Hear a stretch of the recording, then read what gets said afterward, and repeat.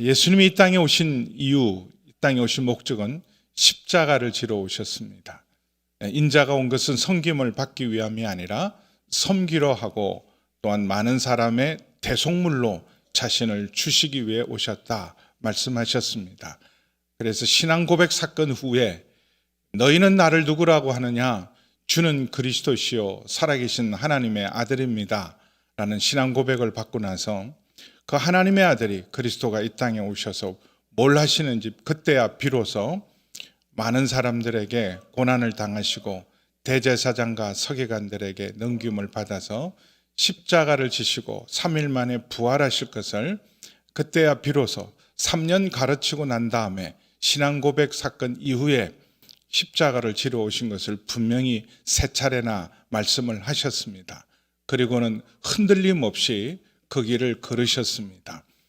십자가가 기다리고 고난이 기다리고 있는 그 길을 알면서도 예수님은 한치의 흐트러짐이 없이 정확하게 6월절 때에 맞춰서 그 예루살렘으로 입성하실 때 그동안 3년 동안 예수님께서 6월절을 쭉 지키셨어요.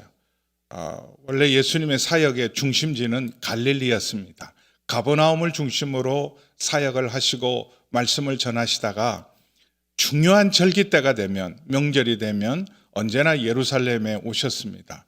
그때는 모든 순례자들과 함께 평범하게 그 길을 걷고 예루살렘에 입성하셨던 주님께서는 이 마지막 길, 십자가를 지러 가는 길에는 나귀를 준비하게 하셨어요.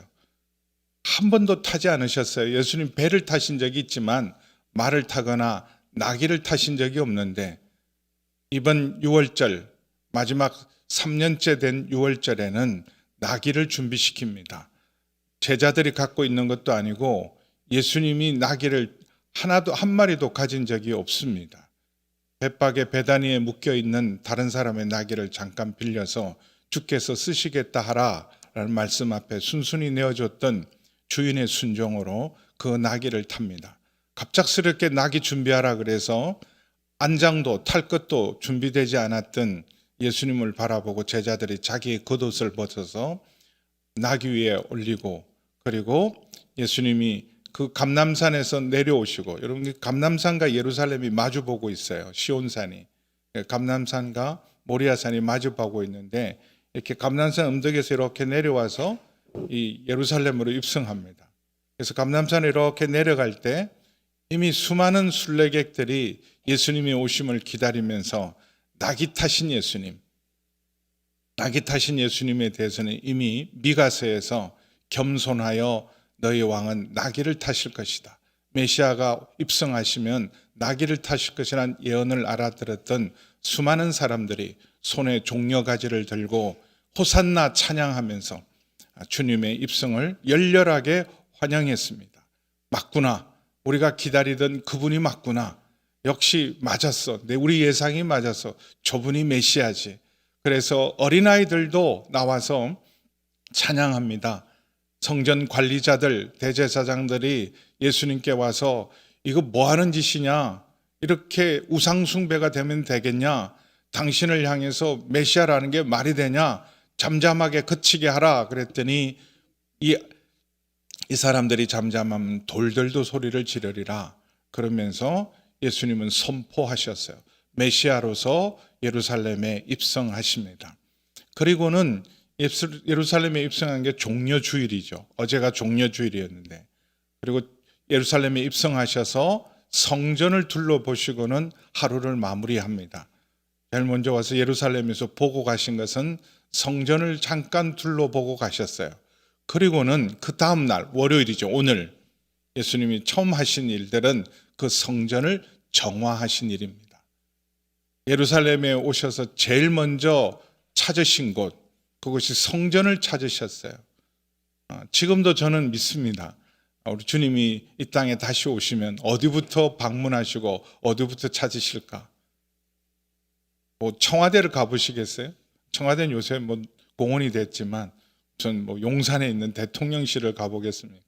여의도에 있는 국회의사당 갈까요?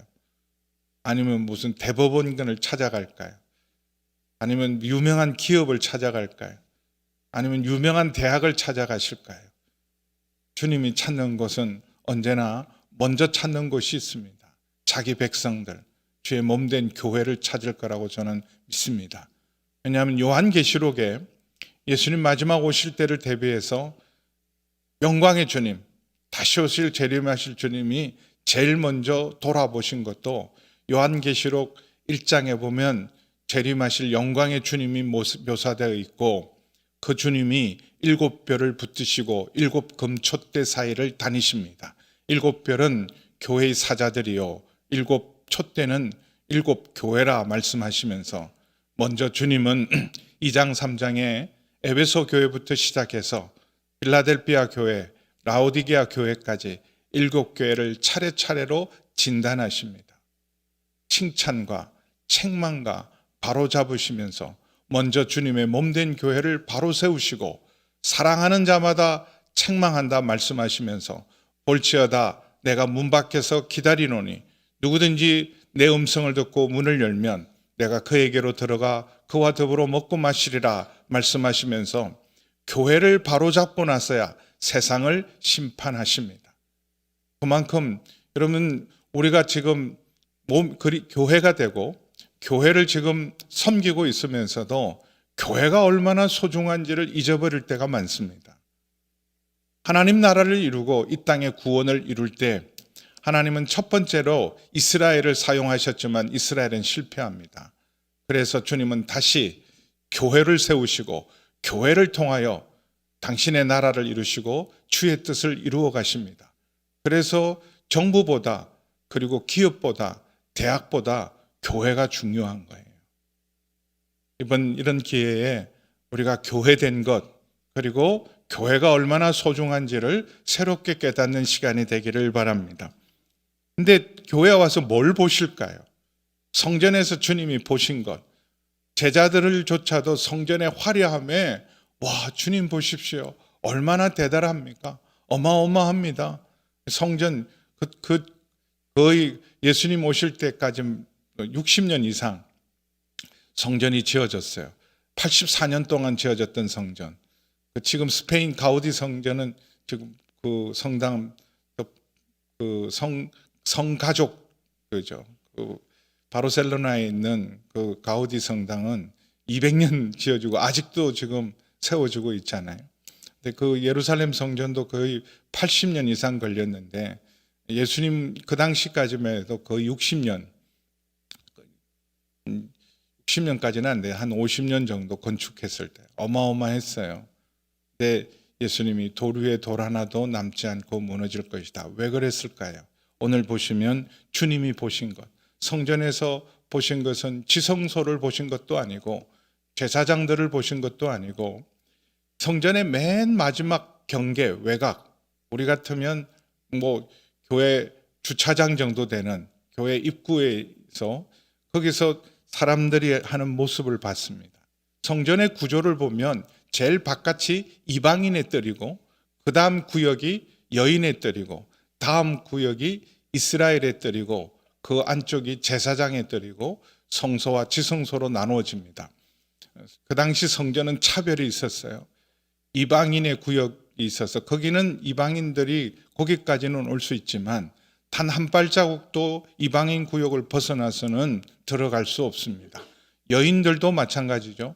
이방인의 구역을 지나가면 여인의 구역이 있고 여인들도 그 구역을 벗어나지 못합니다. 그런데 맨 마지막에 있는 이방인의 뜰이 왜 있는지를 몰랐어요. 왜 성전에 이방인의 뜰이 필요하지? 이방인의 뜰을 두어라 그래서 두기는 했지만 그걸 잘 모르기 때문에 여인의 뜰에 헌금함들이 놓여져 있어요. 헌금은 여인의 뜰에 들어가서 거기, 그래서 여인이 두렙돈을 넣는 것 예수님 보시잖아요. 그러니까 그 헌금하면 여인들이 또 헌금을 많이 했나 봐요. 아무래도. 그래서 여인의 뜰에 헌금함들이 놓여져 있었고 이방인의 뜰을 도저히 이해를 못했으니까 그곳에서 여기 15절에 보면 성전 안에서 매매를 하고 있어요. 장사를 하고 있었어요. 근데 원래 성전 안에서 이 장사하는 것, 이방인의 뜰에서 기능을 모르니까 이곳에서 그 성전을 위해서 특별히 필요한 재물들, 돈들을 제대로 된 재물, 제대로 된 돈을 바꿔주는 기능, 처음에는 좋은 취지로 한 거예요. 왜냐하면 이 재물을 하나님 앞에 드릴 때 흠없는 걸 드려야 합니다. 근데 각자 자기 재물을 자기가 선택해서 끌고 오다 보면 어떤 사람은 저 갈릴리로부터 일주일 열흘 동안 짐승을 데리고 오다 보면 상처가 날 수도 있고 문제가 생기면 기껏 열흘 동안 양 데려왔는데 이 제사장이 검사하면서 아유 이건 하자가 있고 흠이 있어서 못 드려. 그럼 보통 문제가 아니에요. 양을 새로 어디다 준비할 수도 없고 1년 동안 정말 가장 소중한 이 6월절에 제사장이 검사를 통과하지 못하면 예배 자체를 드릴 수가 없는 일들 때문에 제사장이 미리 검사를 다 해놓은 양들을 성전에다가 준비해줘서 그거를 바꾸거나 팔았어요. 근데 바꿔줄 때 1대1로 바꿨을까요? 돈을 많이 줘야 했습니다. 그런데 할 말이 없었어요. 왜냐하면 자기가 가져온 건 흠이 있다고 제사장이 못 드린다 그러고 이미 제사장의 검사로 흠없는 것이 준비한 저걸 드려야 된다고 그러면 선택의 여지가 없었어요. 또 하나는 여기 돈 바꾸는 자들이 여기 왜 있나? 무슨 달러를 갖고 오나? 아니면 무슨 로마 화폐를 가지고 와서 이스라엘 화폐로 바꾸는 건가? 성전에서 쓰는 돈과 세상에서 쓰는 돈을 구분을 했어요. 그래서 성전에서는 세상에서 쓰는 돈은 쓸 수가 없고 성전에서 사용하는 돈이 따로 있었습니다. 그래서 그걸 또 바꿔줘요. 그럼 1,000원 주면 1,000원으로 바꿔줄까요? 처음에는 1,000원으로 바꿔주고 흠없는 것들을 정상적으로 누구든지 상식적으로 납득할 만한 것으로 바꾸다가 점점 이권이 개입되기 시작을 했어요. 그래서 이게 돈이 점점 비싸지고 환율도 점점 비싸지고 근데 정말 울며 겨자 먹게요. 선택의 여지가 없으니까 2,000원을 주고 1,000원을 받아도 그리고 아니 지금 양값이 지금 아무리 비싸도 10만 원인데 이거 15만 원 너무하잖아. 그럴 수가 없었어요. 그냥 바꿀 수밖에 없었어요. 2,000원 달라고 그러면 2,000원 줘야 되고 15만 원 내라 그러면 15만 원 내야 되고 지금 시간이 임박해서 몇 마리 안 남았는데 18만 원, 20만 원 그래도 낼 수밖에 없는 그런 상황. 그래서 성전 안에서 매매를 했는데 이 뒷배경이 누가 있었느냐? 이 성전을 관리하는 책임은 대제사장들에게 있었어요. 서기관들. 그러니까 그들은 가장 거룩한 사람으로 가장 경건한 모습으로 그렇게 있지만 실제로 그 구역에서 매매하는 자들에게 매매 허락을 주고 이권을 챙겼어요. 뒷돈 챙긴 거죠. 그래서 실제로 1,000원 남으면 500원, 500원씩 나눈 것 같지는 않아요. 훨씬 더 많이 챙겼을 거예요. 그래서 18절에 나오는 대제사장과 서기관들이 사실은 그 뒷배경이고 이 구역에서 이런 일들을 할 수 있는 사람에게 허가권을 주어서 이득을 챙기게 하고 자기들도 사람들 앞에는 가장 경건하고 고상한 척 했지만 이득을 하나님 앞에 예배드리러 오는 재물을 희생재물을 거룩한 걸로 흠없는 것으로 드리라고 하면서 자기들은 자기들의 배를 채우고 뒷돈을 챙기고 있었던 모습을 예수님이 보신 거예요. 그래서 예수님께서 매매하는 자들을 내쫓으셨어요. 돈 바꾸는 자들의 상과 비둘기 파는 자들의 의자를 둘러 엎으셨습니다. 비둘기조차도 양을 드릴 수 없으면 가장 가난한 사람들은 하나님께서 비둘기를 드려도 괜찮다. 그래서 비둘기는 가장 가난한 자들이 드리는 예물입니다. 근데 그 비둘기조차도 비둘기가 어떻게 키우면 흠이 없이 키우는지 잘 모르지만 제사장이 검사한 것들로만 비둘기를 바꿔야 되니까 그냥 아예 사람들이 포기하고 양을 안 가지고 오고 비둘기도 안 가지고 오고 자기가 안 가져오고 그냥 성전에 가서 샀어요. 그래서 그 비둘기까지 이렇게 하나님 앞에 예배를 드리는 가장 거룩하고 그리고 모든 사람들이 성전에 와서 정말 하나님 앞에 나올 수 있을 때 내 어깨에 모든 무거운 짐 세상의 짐들이 다 내림을 받고 회복과 치유와 은혜와 그래서 새 힘을 얻어가야 되는데 멍해가 되었어요. 하나님 앞에 나오는 일, 예배 드리는 일, 제물 드리는 일이 그러지 않아도 지금 로마의 식민지 하에서 힘겹게 살아가고 무거운 세금 속에서 짓눌린 사람들에게 성전조차도 그들의 수고하고 무거운 짐을 벗겨준 것이 아니라 오히려 성직자들이, 제사장들이 성전에서 그들의 어깨에 더 무거운 짐을 지우고 있는 그들을 주님께서 정말 요한복음 2장에 보면 주님이 채찍을 만드셨어요. 채찍을 만드셔서 사람을 때리지는 않으셨어요. 사람을 때리지 않아 하나님의 마음을 전한 거예요. 내 집에서 지금 뭐 하는 짓이냐? 지금 그렇게 드리는 걸 내가 정말 받는다고 너희들이 생각을 하느냐? 이사야서를 보면 이렇게 말해요. 아주 성전문을 닫아버렸으면 좋겠대요. 말라기도 마찬가지로 성전문을 닫아버렸으면 좋겠대요. 성애와 함께 악을 행하는 걸 내가 두 눈 뜨고는 못 보겠다. 근데 마치 하나님이 눈을 감고 아무것도 못 보는 소경처럼 성전 안에서 대놓고 하나님의 이름으로 뒷돈을 챙기고 이권을 챙기고 이익을 챙기는 이들을 보면서 하나님의 마음을 전한 거예요. 그러면서 아무나 물건을 가지고 성전 안으로 지나다님을 허락하지 아니했다.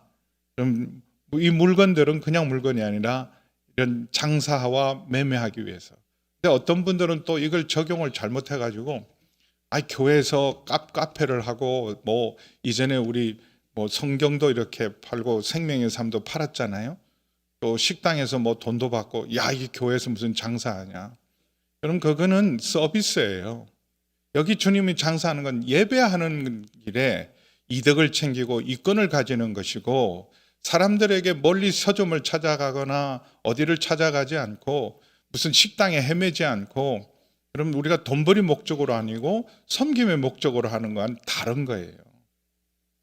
이건 하나님의 이름으로 하나님 앞에 예배 드린다고 그러면서 뒷돈을 챙기고 자기 배를 불리는 그 일에 대해서 주님이 진노하십니다. 오늘 우리 모습은 어떤가요? 주님 앞에 나올 때, 교회 앞에 나올 때, 교회 오면 여러분의 마음에 평안이 넘치십니까? 수고하고 무거운 짐진 자들아 다 내게로 오라 그랬을 때 정말 모든 세상의 짐, 인생의 짐, 내 삶의 짐이 교회 오면 예배드리면 다 내려놓을 수 있는데 근데 혹시 교회가 여러분에게 무거운 짐을 지우지는 않습니까? 늘 저는 정말 하나님 앞에 찾아갔게도 너무 감사할 때가 있어요. 목사로 부르신 게 너무 감사해요. 우리 아들은 아직은 목사 될 마음이 없는데 제가 보면서 내가 너보다 훨씬 낫다.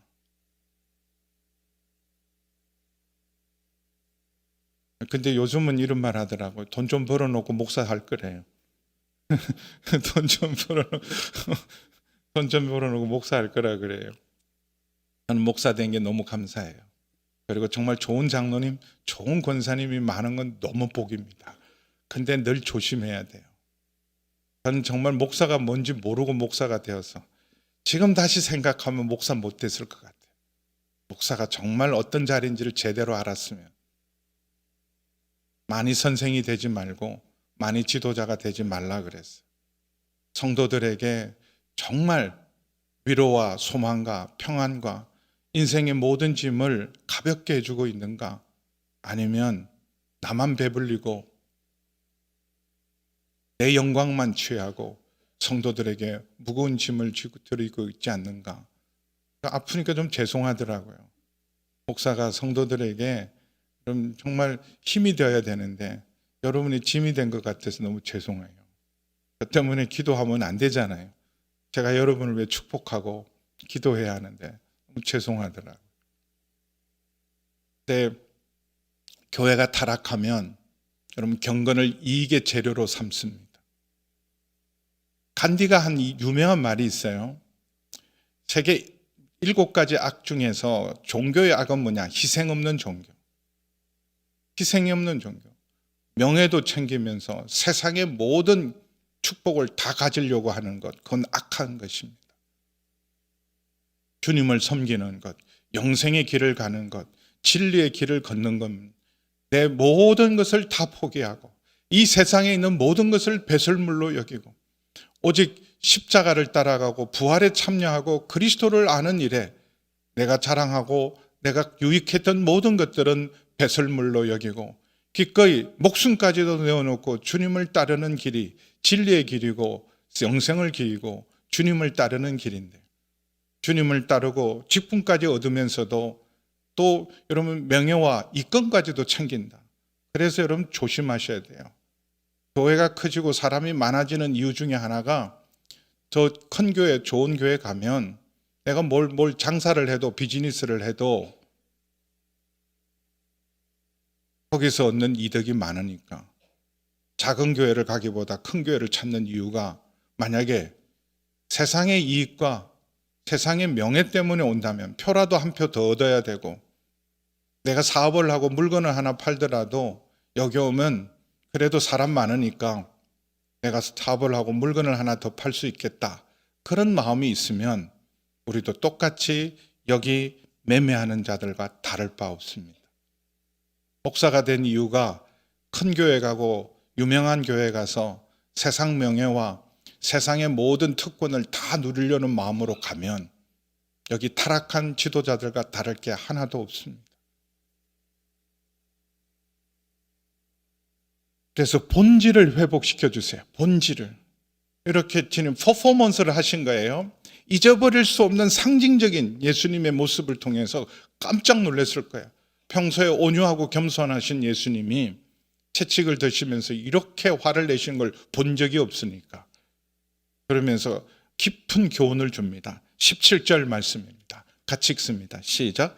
이에 가르쳐 이르시되 기록된 바 내 집은 만민이 기도하는 집이라 칭함을 받으리라 하지 아니하였느냐. 너희는 강도의 소굴을 만들었도다 하시다. 제도화되고 형식화되고 그리고 이미 돈벌이 수단이 되고 상업화된 종교. 조심해야 돼요. 예수 믿어서 우리가 세상 것을 더 많이 누리기 위해서 열심히 여러분 주님을 찾고 교회를 찾는다면 이미 본질을 잃어버린 거예요. 본질을 잃어버리면 껍데기만 남습니다. 본질을 잃어버리면 거기서 자기 이득만 채우고 자기 배만 채웁니다. 그래서 본질을 성전은 뭐 하는 짓이냐. 또 이 이방인의 뜰을 왜 만들어준지를 가르쳐줘. 여기서 이런 짓 하라고 만들어 놓은 것이 아니라 하나님의 성전은 만민들을 위하여 기도하는 집이다. 여기 지금은 유대인들만 있지만 앞으로 마릴레는 모든 나라와 모든 민족과 모든 방언과 모든 족속들이 다 하나님 앞에 나와서 예배하고 기도하는 곳. 그래서 만들어 놓은 거예요. 선교를 위해서 만들어 놓은 거예요. 전도를 위해서 만들어 놓은 것이죠. 그 기능 잃어버리지 말라고. 너희만 구원받는 것이 아니라 이방인의 뜰은 만민을 위하여 기도하는 곳이다. 그들의 구원을 위하여 기도하고 그들의 영혼을 위하여 기도하고 그들도 마지막 때는 예수님 안에서 다 유대인이나 이방인이나 다 모든 막힌 담이 허물어서 주님 앞에 나올 수 있도록. 그럼 기도라는 말은 단순히 기도가 아니에요. 예배하도록 하나님 앞에 가까이 나올 수 있도록 그들도 함께 예배하고 함께 하나님 앞에 나아가고 그리고 그들도 그들을 위하여 무엇보다도 중보하는 곳이죠. 그걸 잃어버렸어요. 그러면서 내 집은 만민이 기도하는 집이다. 이미 이사야 56장에서 이사야서가 예수님 오시기 700년 전에 성전의 기능에 대해서 말씀을 해놓으시고 너희가 강도의 소굴을 만들었다는 건 예레미야 7장 11절 말씀을 인용한 거예요. 왜 예루살렘 성전이 예레미야 시대에 바벨론에서 돌 위에 돌 하나도 남지 않고 망했냐. 강도의 소굴로 만들었는데 근데 지금 이제 다시 예레미야로부터 500년이 지난 예수님 때 성전이 재건되었지만 이 성전도 무너진다. 똑같았으니까. 예레미야 때나 이사야 때나 지금 예수님 때나 똑같았으니까 그때 심판받은 성전이 다시 한번 심판을 받아서 정말 로마에서 70년 AD 70년에 바벨론에 의해서 멸망한 것과 똑같이 또 한 번 성전이 도류에 돈 하나도 남지 않고 무너집니다. 그러면 지금은 예외일까요? 그럼 2000년 동안 수많은 교회들이 이스라엘로부터 시작해서 로마 시대, 그리고 유럽으로, 그리고 영국으로, 그리고 미국으로 건너가면서 수많은 교회 시대가 열렸습니다. 그런데 타락한 교회는 어김없이 주님은 촛대를 옮기셨어요. 우리 한국 교회가 본질을 회복하지 않으면 요즘 코로나 시대, AI 시대 어떻게 할 건가? 본질을 회복하는, 교회가 교회다우면, 교회가 교회되면 주님이 영원히 함께 하실 줄 믿습니다. 본질을 회복하라는 거예요.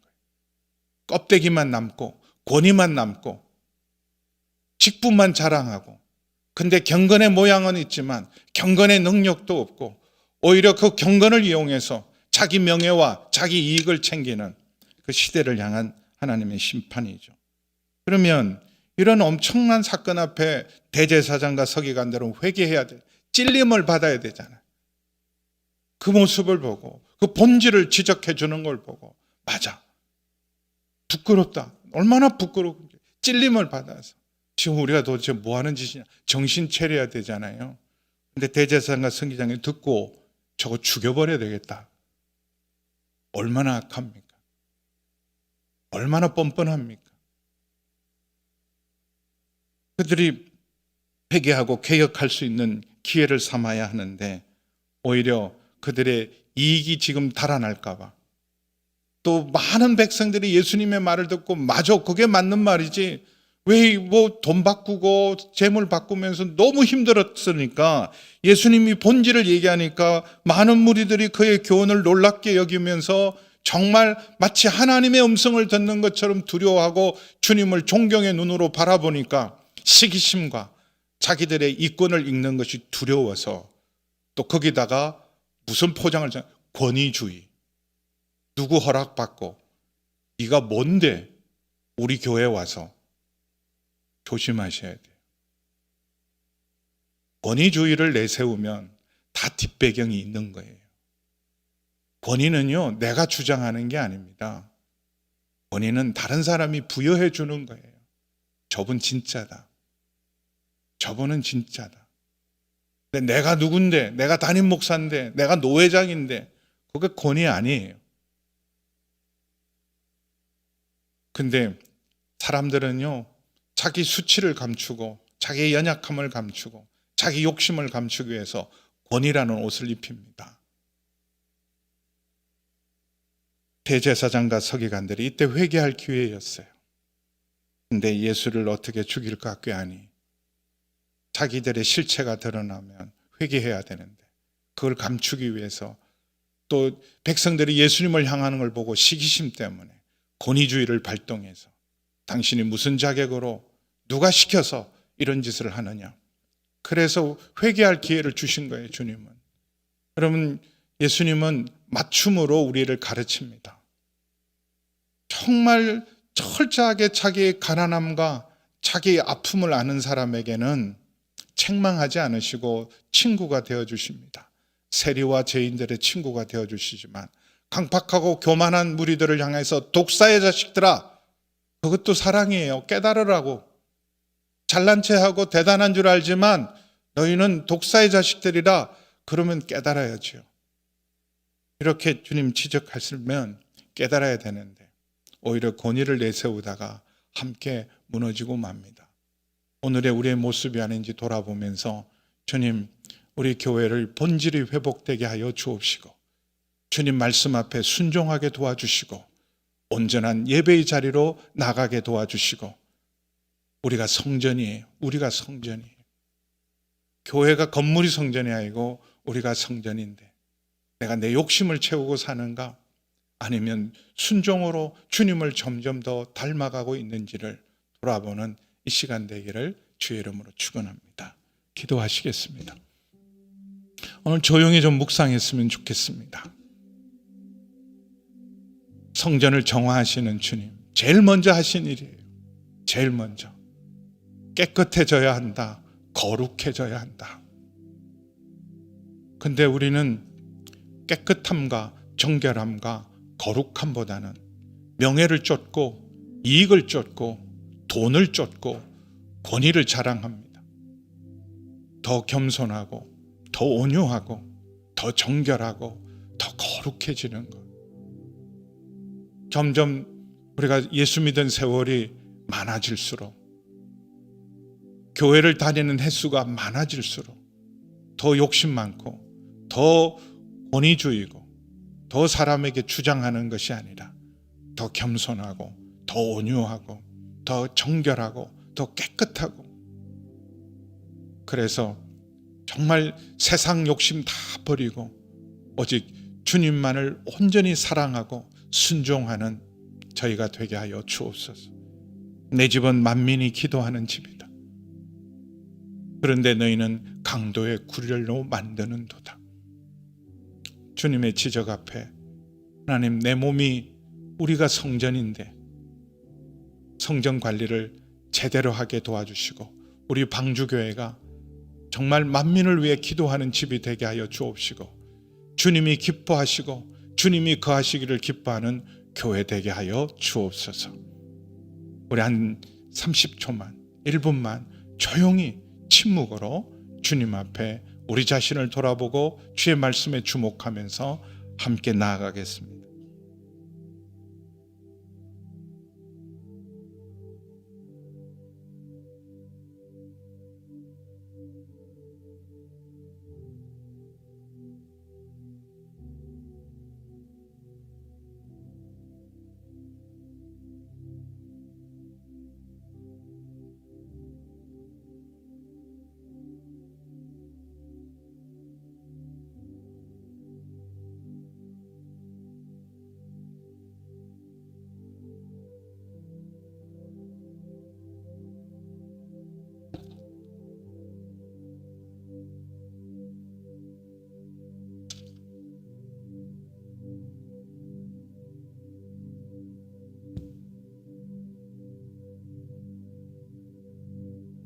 아버지 하나님, 고난주간 새벽을 깨우게 해주시니 감사를 드립니다. 오늘 성전을 정화하시는 주님의 모습을 보면서 하나님, 그 말씀의 거울에 우리 교회를, 그 말씀의 거울에 우리 자신을, 그 말씀의 거울에 우리의 마음을 보게 하여 주옵소서. 내 집은 만민을 위하여 기도하는 집이고 만민의 구원을 위하여 중보하는 집이고 주님 앞에 나라와 민족과 족속과 방언이 다 함께 나아갈 수 있는 구원의 집인지를 돌아보게 하여 주옵소서. 명예를 자랑하고 지위를 자랑하고 권위를 내세우는 곳이 되지 않게 도와주시고, 아버지 하나님, 경건의 모양은 있으나 경건의 능력은 없고 경건으로 혹 우리 이익을 취하는 사람들이 아닌지, 이건이 하나님 아버지 판을 치는 세상이 아닌지 돌아보게 하여 주옵소서. 너희 몸이 거룩한 성전이라고 말씀하셨습니다. 탐욕으로, 욕심으로, 정욕으로 채우지 않게 도와주시고 교만으로, 이기적인 마음으로 성전을 더럽히지 않도록 도와주시고 온유하고 겸손하고 깨끗하고 주님 거하시기에 기뻐하는 거룩한 주님의 성전 되게 하여 주옵소서. 아버지 하나님, 회개하는 마음 주시고 겸손한 마음 주시고 순종하는 마음 더하여 주셔서 이 고난주간에 우리 자신을 주님 앞에 산제사로 드리게 하여 주옵소서. 이제는 우리 주 예수 그리스도의 은혜와 우리 하나님 아버지의 그 크신 사랑하심과 성령 하나님의 거룩하신 교통하심의 역사가 오늘 말씀을 통하여 회개하고 순종하며 정결하고 거룩하게 주님의 몸된 성전을 이루어가며 주님 기뻐하시는 교회 되기로 결단하는 새벽을 깨우는 우리 모든 성도님들과 주의 몸된 교회와 이 나라와 우리 모든 선교사님들 위해 함께 하시기를 간절히 축원하옵나이다. 아멘.